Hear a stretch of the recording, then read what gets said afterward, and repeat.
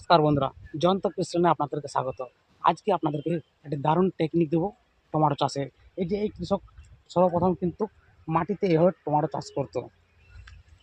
দেখতে পাচ্ছেন টমেটোর ফলনটা হয়েছে সুন্দর, না হওয়া নয়, কিন্তু বেশিরভাগ টমেটো কিন্তু পচে যাচ্ছে, নষ্ট হয়েছে মাটিতে ঠেকে।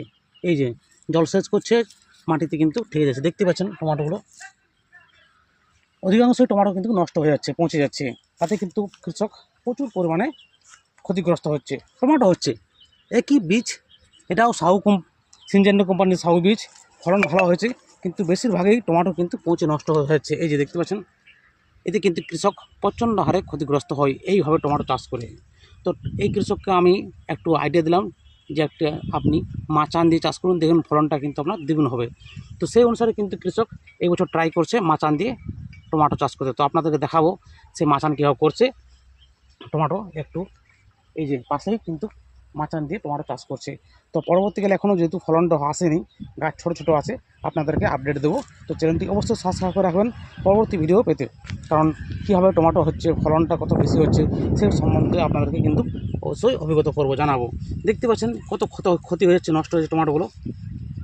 টমেটো পাকছে, তাতে কিন্তু বেশিরভাগই পচে যাচ্ছে। এই যে বেশিরভাগই টমেটো কিন্তু পচে নষ্ট হয়েছে মাটিতে থেকে।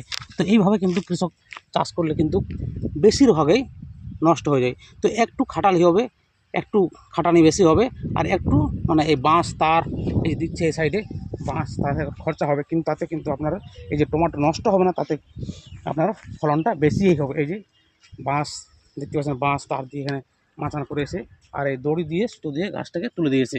এতে কিন্তু মাটিতে একটু ঠেকবে না, জল সুন্দর সেচ হবে নিচে, চাষ খুব সুন্দর হবে। এই দড়ি দিয়ে টেনে টেনে দিয়েছে, যেমন যেমন গাছটা উঠবে সেরকম হালকা দৌড় দিয়ে উপরে উঠে যাবে। আবার একটা পরবর্তীকালে যখন গাছটা বড় হয়ে যাবে, তখন আবার এখানে কিন্তু ওটা বাঁশের সাইডে মাচান দেবে, তাতে কিন্তু গাছটি পড়ে যাবে না। তো দেখতে পাচ্ছেন গাছগুলো কত সুন্দর সুন্দর দড়ি দিয়ে ছোটো ছোটো টমেটো হচ্ছে এখন। এটাও সিনজেন্টা কোম্পানির সাউ বীজ, দেখতে পাচ্ছেন। তো চাইলে আপনারা চাষ করতে পারেন এই পদ্ধতিতে। পরবর্তীকালে অবশ্যই আপনাদেরকে আপডেট দেবো যে কত ফলন হয়েছে, গাছটি কেমন গ্রোথ হয়েছে।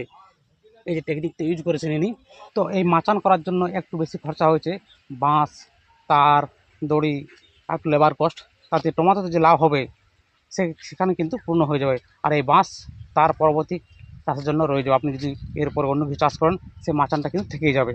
এই দেখতে পাচ্ছেন কত সুন্দর দড়ি দিয়ে টেঙে রেখেছে, মাটিতে একটা টমেটো কিন্তু ঠেকবে না, তো নষ্ট হয়ে যাবে না, পচে যাবে না। প্রতিটি টমেটো কিন্তু ও বিক্রি করতে পারবে, লাভ উঠাতে পারবে। চাইলে কিন্তু এই প্রসেস আপনারা করতে পারেন। পরবর্তীকালে আপনাদেরকে দেখাবো যে এর বেনিফিটটা কী। এখন যেহেতু গাছটা উঠেনি, যখন উঠে যাবে আপনাদেরকে নেক্সট আপডেট দেবো। তো অবশ্যই চ্যানেলে সাবস্ক্রাইব করে রাখবেন, পরবর্তীকালে আপনাদেরকে দেখাবো এই ধরনের ভিডিওতে। ভালো থাকুন, সুস্থ থাকুন, নমস্কার।